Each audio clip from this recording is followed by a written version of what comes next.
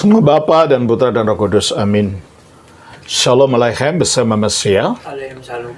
Selamat bertemu kembali saudara dengan saya Archimandrit Romo Daniel Biantoro, Ketua Umum dan Pendiri dari Gereja Ortodoks Indonesia. Kita akan lanjutkan acara kita, yaitu menjawab pertanyaan-pertanyaan yang sebagian besar sudah lama dikirimkan ke saya.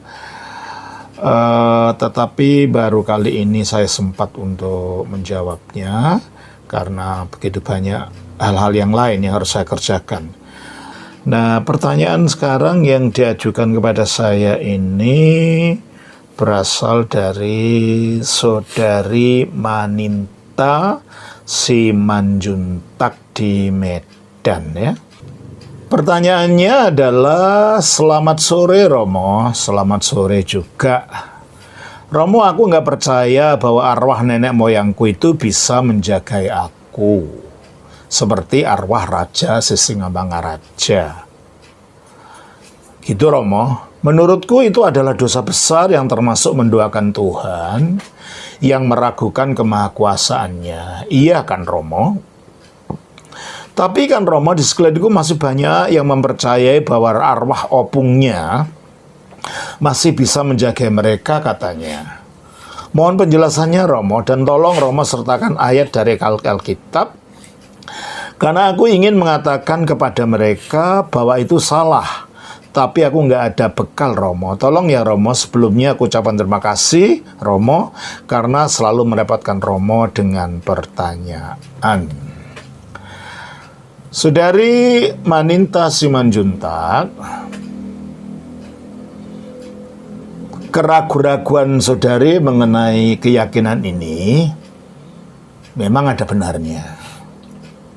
Ya memang banyak agama-agama yang dasarnya bukan Alkitab, percaya seperti itu. Tetapi kalau kita dasarnya adalah iman Kristen dan dasarnya pada Alkitab, ya bukan begitu. Kenapa? Karena kita percaya bahwa ketika seseorang itu sudah meninggal, itu tempatnya sudah ditetapkan. Untuk mereka yang nantinya akan diselamatkan masuk ke surga, itu akan ditempatkan ke Firdaus. Firdaus adalah tempat penantian yang melaksana surga, tetapi belum surga itu sendiri. Itu yang kita baca di dalam Lukas pasal 16. Ayatnya yang ke-22. Kemudian matilah orang miskin itu. Nah, matilah orang miskin ini. Orang miskin ini namanya Lazarus di dalam kisah ini. Nah, Lazarus itu dari bahasa Ibrani Elias, Lazar, yang Lazar itu perpendekan dari kata Eliazar. Eliazar artinya Allahku adalah penolong.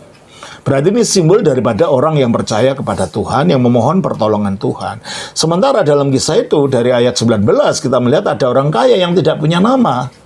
Berarti orang ini namanya tidak tertulis dalam kitab kehidupan, yaitu kitab di mana orang akan diselamatkan nanti. Coba kita baca di dalam Wahyu pasal 20 ayat 15. Dan setiap orang yang tidak ditemukan namanya tertulis di dalam kitab kehidupan itu, ia dilemparkan ke dalam lautan api itu.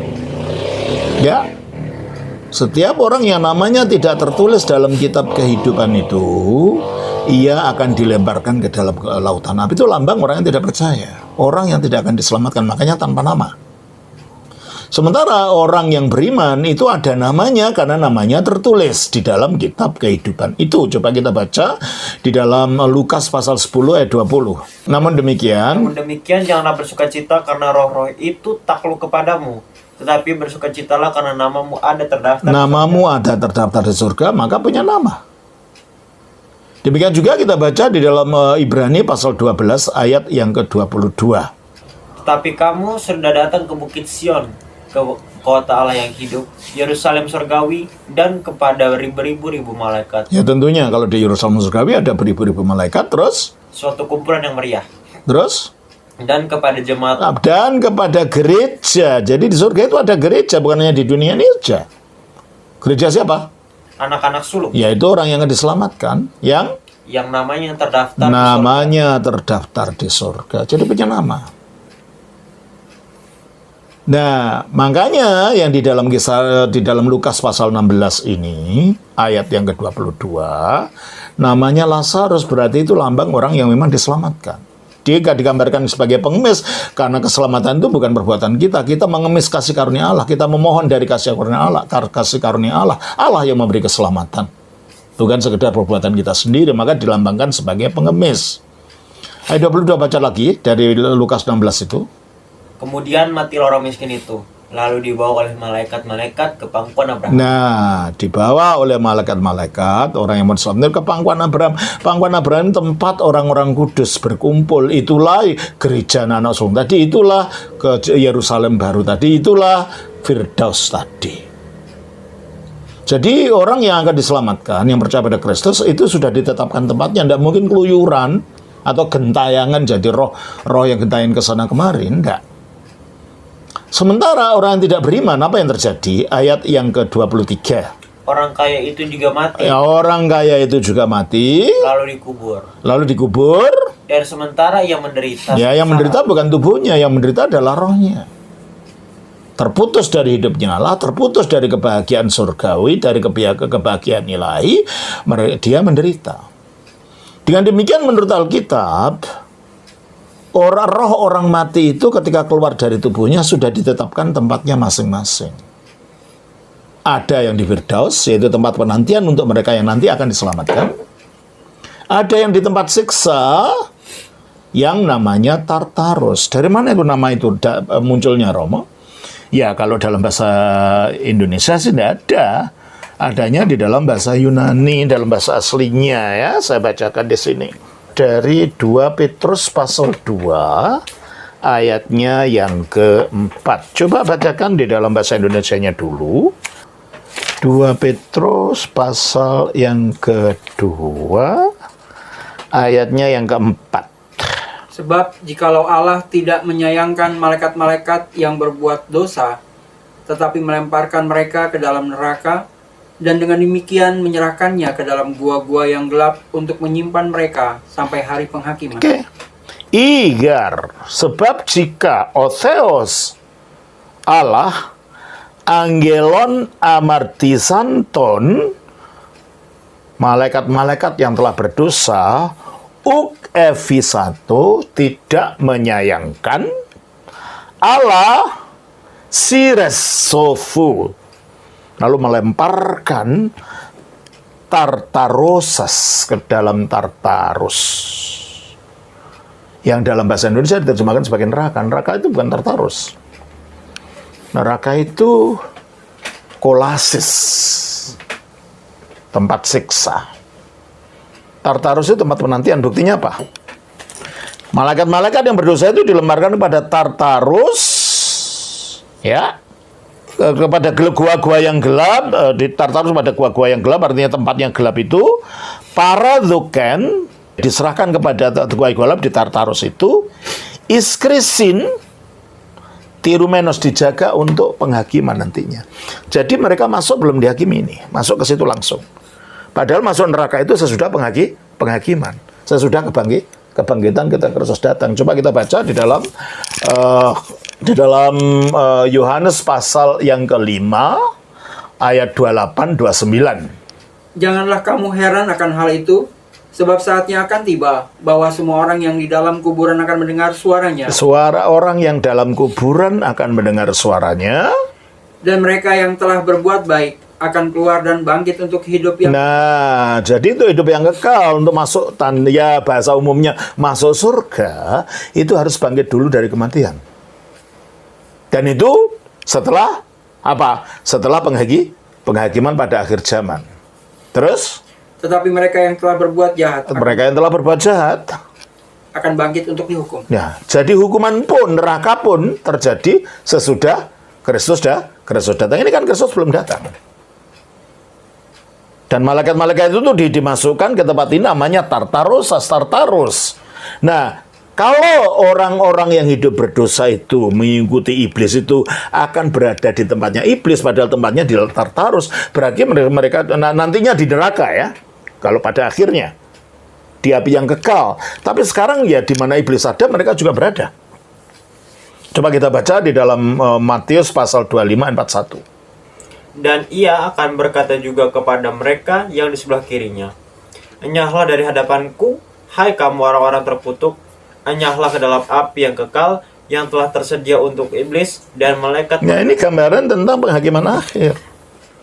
Orang-orang yang berdosa yang hidupnya mengikuti jalannya iblis, mereka akan ditempatkan di tempat di mana iblis berada.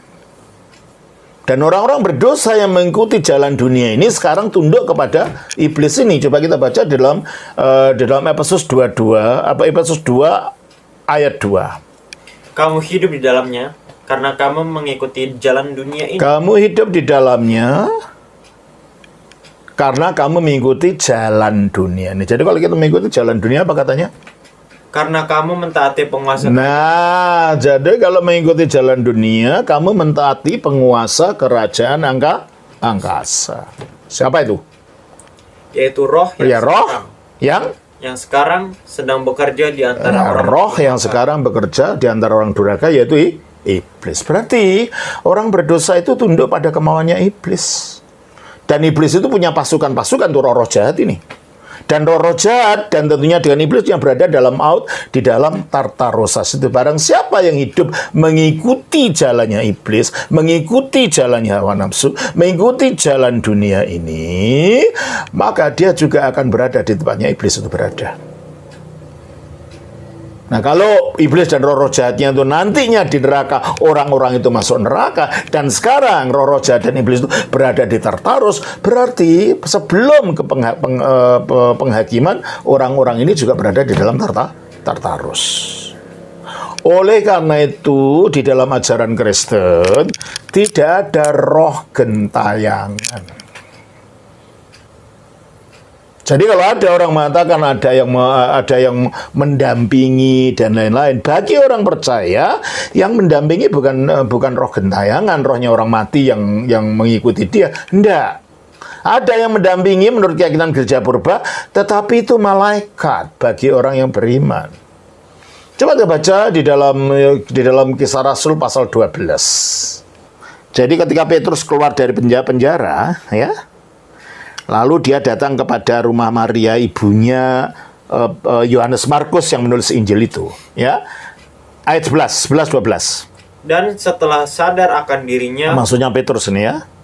Petrus berkata, sekarang tahulah aku benar-benar bahwa Tuhan telah menyuruh malaikatnya dan menyelamatkan aku dari tangan Herodes dan dari segala sesuatu yang diharapkan. Karena dia tadi di penjara, tangannya diikat, malaikat datang, lalu rantainya lepas sendiri, lalu pintu penjara juga lepas, dia bisa keluar. Maka dia mengatakan, Tuhan telah mengirim malaikatnya untuk aku. Terus akhirnya?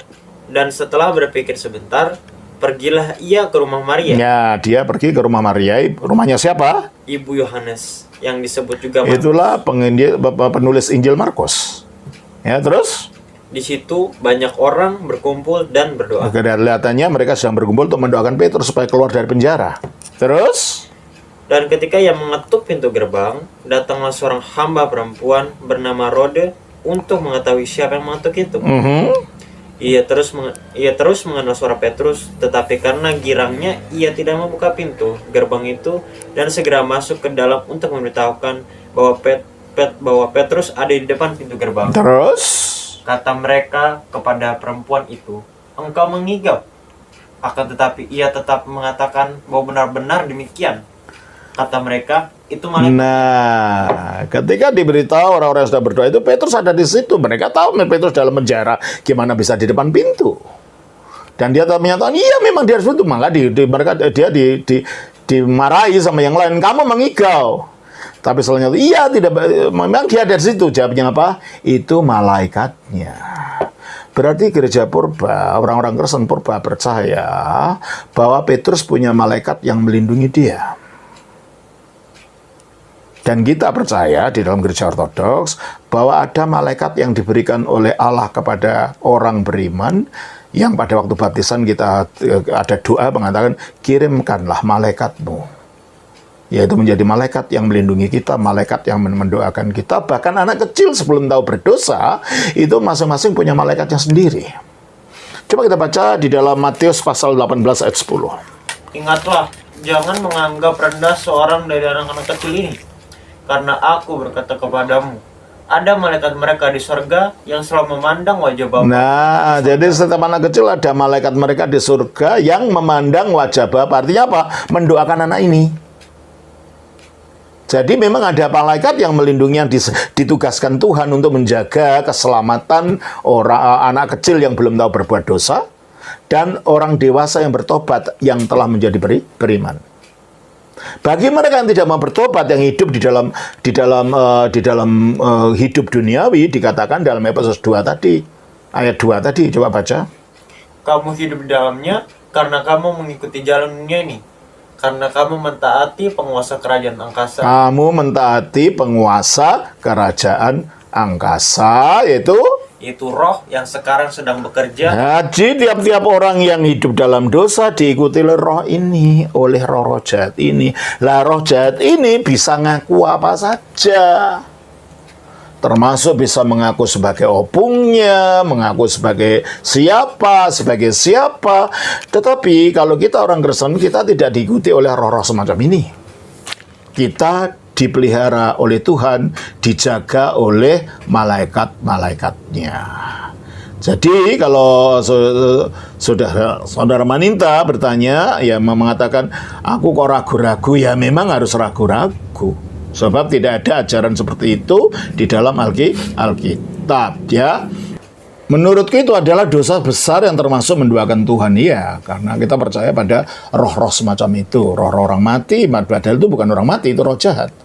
Makanya kita dikatakan di dalam Ulangan pasal yang ke-18, ayat 9-12. Apabila engkau sudah masuk ke negeri yang diberikan kepadamu oleh Tuhan Allah. Ini kata Musa kepada bangsa Israel. Maka janganlah engkau belajar berlaku sesuai dengan kekejian yang dilakukan bangsa-bangsa. Jangan belajar berlaku sesuai yang dilakukan kekejian bangsa-bangsa itu. Apa itu? Di antaramu janganlah dapati seorang pun yang mempersembahkan anaknya laki-laki atau anaknya perempuan sebagai korban dalam api. Penyembahan berhala ini terus? Ataupun seorang yang menjadi petenung, seorang peramal, seorang penelaah, seorang penyihir, dukun-dukun itu semua, seorang pemantra terus, ataupun seorang yang bertanya kepada arwah, atau kepada roh peramal, bertanya kepada roh peramal yang kerasukan, yang meminta petunjuk kepada orang, bertanya pada petunjuk pada orang mati, opungnya lah, siapalah. Sebab setiap orang yang melakukan hal-hal ini adalah kekejian bagi Tuhan. Sebab orang melakukan hal ini adalah kekejian bagi Tuhan.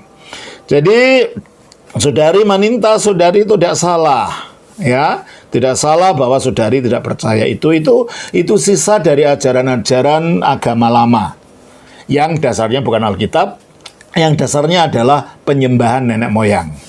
Nah, kita tidak percaya pada yang begitu. Kita percaya bahwa yang ada yang mendampingi kita, tapi malaikat Tuhan. Kalau kita beriman, dan ada yang mendampingi, yang menyertai kita, mendorong kita untuk berbuat jahat, yaitu roh penguasa kerajaan angkasa yang sekarang bekerja di antara orang-orang durhaka. Itulah ajaran Alkitab, ya. Bahwa agama lain percaya sebaliknya, yaitu urusan agama itu. Tetapi kalau kita mengikuti ajaran Alkitab, itulah ajaran Alkitab itu. Terima kasih Saudara Maninta, semoga ini bermanfaat. Tuhan berkati. Atas nama Bapa, Putra, Roh Kudus. Amin.